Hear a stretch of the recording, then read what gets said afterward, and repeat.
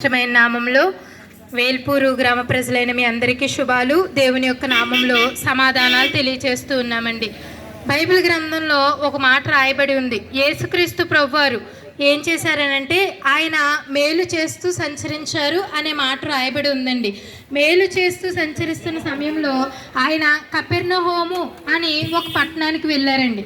ఆ కపెర్నహూము అనే పట్టణంలో ఒక శతాధిపతి ఉన్నారు. శతాధిపతి అంటే ఒక 100 మంది సైనికుల మీద అధికారం అన్నమాట. అతను శతాధిపతిగా ఉంటూనే అతనికి అనిపిస్తుంది, నేను మంచివాడిగా ఉండాలి, నేను మంచి పనులు చేయాలి, అందరి చేత మంచివాడినని అనిపించుకోవాలని అతను చాలా మంచి కార్యాలు చేశాడు.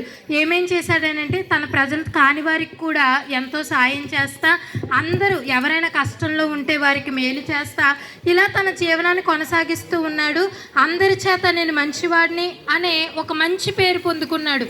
అయితే తన దగ్గర పనిచేసే వ్యక్తుల్లో ఒక వ్యక్తికి చాలా అనారోగ్యం చేసింది. రేపో మాపో చనిపోతాడు అన్న పరిస్థితులకు ఆ వ్యక్తి వచ్చినప్పుడు అతనికి అనిపించింది, ఆ వ్యక్తి ఎప్పుడైతే అనారోగ్య పరిస్థితిలో ఉన్నాడో అదే సమయంలో యేసుక్రీస్తు ప్రభువారు ఆ పట్టణం రావటం ఆ వ్యక్తి గమనించాడు.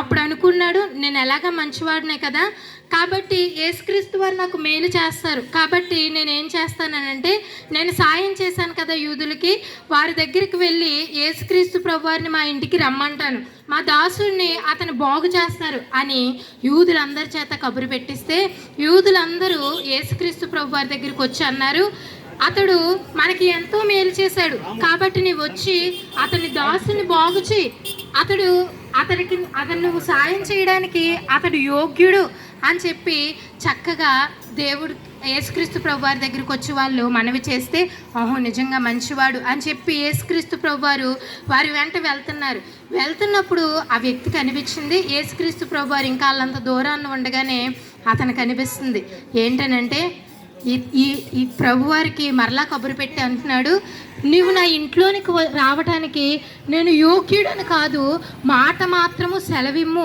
అని యేసుక్రీస్తు ప్రభువారి దగ్గరికి మరలా కబురు పెట్టించాడు. ఎందుకు ఈ వ్యక్తి అప్పటి వరకు నేను నీతిమంతుడిని, నేను మంచివాడిని అని తనకు తాను అనుకుంటున్నాడు.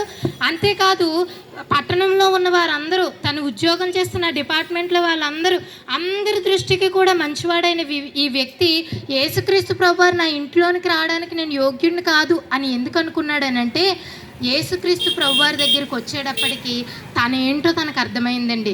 తన పరిస్థితి ఏంటో తనకు అర్థమైంది.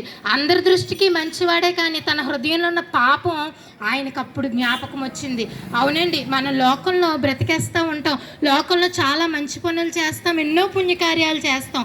అయితే యేసుక్రీస్తు ప్రభువారి దగ్గరికి వచ్చినప్పుడు మన నిజస్థితి ఏంటో, అసలు మన ఆత్మ ఎలాంటి పరిస్థితిలో ఉందో, మనం ఎక్కడికి వెళ్ళడానికి సిద్ధంగా ఉన్నామో అనేది మన ఆత్మకు అర్థమవుతుంది. ఆ వ్యక్తి అలా గ్రహించుకుని ఈ మాట అన్నింటినే యేసుక్రీస్తు ప్రభువారు అన్నారు, అవును ఇతని పరిస్థితి ఇతనికి అర్థమైంది కనుక ఇతని దాసుని నేను స్వస్థపరుస్తానని చెప్పి ఒక మాట సెలవిచ్చారు. ఆ మాట సెలవిచ్చిన వెంటనే ఆ దాసుడు ఎవరైతే కబురు యేసుక్రీస్తు ప్రభువారికి చెప్పడానికి వచ్చారో వాళ్ళు మరలా ఇంటికి వెళ్ళేటప్పటికి ఆ దాసుడు బాగుపడి ఉన్నాడంటండి. ఈరోజు మీరు కూడా ఎన్నో చేసి ఉండొచ్చు, ఈ లోకంలో ఎన్నో పుణ్యకార్యాలు చేసి ఉండొచ్చు, ఎన్నో మంచి పనులు చేసి ఉండొచ్చు, ఎన్నో గొప్ప కార్యాలు చేసి ఉండొచ్చు. ఎందుకు ఇవన్నీ చేస్తారనంటే పుణ్యం వస్తుందని. అయితే మనకి నిజంగా వచ్చే పుణ్యం మనల్ని పుణ్యలోకం తీసుకెళ్తుందా అని ఆలోచిస్తే మనం చేసేవన్నీ కూడా పుణ్యలోకానికి తీసుకెళ్ళవు. ఎందుకంటే ఒక మాట రాయబడి ఉంది, యేసుక్రీస్తు ప్రభువారు ఏమన్నారనంటే నేనే మార్గము అన్నారు. కాబట్టి ఆయన దగ్గరికి మనం వచ్చినప్పుడు అప్పటి వరకు నేను మంచివాడినే కదా, నాలో ఏం తప్పు ఉంది అనే మనసు యేసుక్రీస్తు ప్రభువారికి వచ్చేటప్పటికి మనలో ఉన్న తప్పులన్నీ కూడా ఆయన తెలియజేసాక అక్కడితో ఊరుకోకుండా మీరు ఒక అడుగు ముందుకేసి నన్ను క్షమించు ప్రభువా అని మీరు అడిగినట్లయితే ఆయన మనందరినీ క్షమిస్తాడు. ఎందుకు ఆయన క్షమిస్తాడు అని అంటే ఆయన మనందరి పాపం కొరకు, మనందరినీ పరలోక రాజ్యం చేర్చడం కొరకు 2024 సంవత్సరాల క్రితం ఈ లోకానికి వచ్చి మనందరి పాపాల నిమిత్తం పరిశుద్ధమైన రక్తం కార్చి మనందరి పాపాలకి విమోచన కలగజేశాడండి. కాబట్టి ఆయన ప్రభువని నోటితో ఒప్పుకొని హృదయమందు విశ్వాసం ఉంచితే ఆ గొప్ప పరలోక రాజ్యం చేరుస్తాడు. అంతేకాదండి, యుగయుగాలు మన ఆత్మ పరలోక రాజ్యంలో ఆనందిస్తుందండి. ఆ శతాధిపతి దాసుడైతే స్వస్థపరచబడి చక్కగా ఉన్నాడు. మనం కూడా ఈ లోకంలో ఆయన ఎందు విశ్వాసం ఉంచితే ఈ లోకంలో మనకు మేలు కలుగుతుంది, పరలోకంలో మన ఆత్మకు యుగయుగాలు మేలు కలుగుతుంది. కనుక యేసుక్రీస్తునందు విశ్వాసం ఉంచండి, ఆయన ఇచ్చే రక్షణ పొందుకోండి. దేవుడి మాటలు దీవించునుగాక. స్తోత్రం నాయన, స్తోత్రం సర్వోన్నతుడ, సర్వశక్తిమంతుడ, సర్వాధికారి, మీకే స్తోత్రాలు, వందనాలు ప్రభా. అయ్యా, ఈ గ్రామాన్ని ప్రేమించి ప్రభా ఇటు రీతిగా సువార్త చేయడానికి తండ్రి మీరు ఇచ్చినటువంటి అవకాశమును బట్టి, మీరు చూపిన కృపకై మీకే వందనాలు, స్తుతులు, స్తోత్రాలు ప్రభా. నాయన ఆ యొక్క అధికారి ప్రభా నైనా 100 మంది పైన నాయన అధికారం కలిగి ఉన్నప్పటికీ ప్రభా నైనా తన కింద ఎంతమందో పనివారు ఉన్నప్పటికీ ప్రభా నైనా నీవు తన ఇంటికి రావడానికి తనలో ఏ యోగ్యత లేదని ప్రభా తనను తాను ఎంతో తగ్గించుకున్నాడు ప్రభా, ఎంతో దీన మనసును కనపరిచాడు ప్రభా. అవునయ్యా, ఈ లోకంలో జీవించి ఉన్న మేము ప్రభా మాలో ఏ తప్పులు లేవు, ఏ దోషాలు లేవని నైనా మమ్మల్ని మేము కప్పిపుంచుకుంటున్నామేమో తండ్రి. వాత వేయబడిన మనసాక్షి వలే ప్రభా నీవు ఎన్నో విధాలుగా మాట్లాడుతున్నప్పటికీ ప్రభా నీ మాటలు త్రోసిపుచ్చుతున్నామేమో తండ్రి, క్షమించండి అయ్యా. అయ్యా, ఈ గ్రామాన్ని ప్రేమించి మీరు నాయన ఎన్నో మాటలు బోధించుచున్నారు ప్రభా. మీ దాసుల ద్వారా ఎన్నో మాటలు విత్తబడ్డాయి ప్రభా. నైనా ప్రతి ఒక్క మాట ప్రతి ఒక్కరి హృదయంలో ఫలించడానికి సహాయం దయచేయండి దేవా. ఆ దాసుడు ప్రభా నైనా అధికారికి ఉన్నటువంటి విశ్వాసం ఎలా అయితే ఆ దాసుడిని బాగుపరిచిందో తండ్రి. అయ్యా, ఈ దినమందు ప్రభా నైనా ఎంతోమంది నాయన ఎన్నో బంధకాల్లో ఉన్నారు ప్రభా నైనా. మాకైతే తెలియదు కానీ మేమైతే పై రూపాలనే చూడగలం ప్రభా నైనా. వారి హృదయాంతరంగాలు ఎరిగిన దేవుడో నీవే ప్రభా నైనా.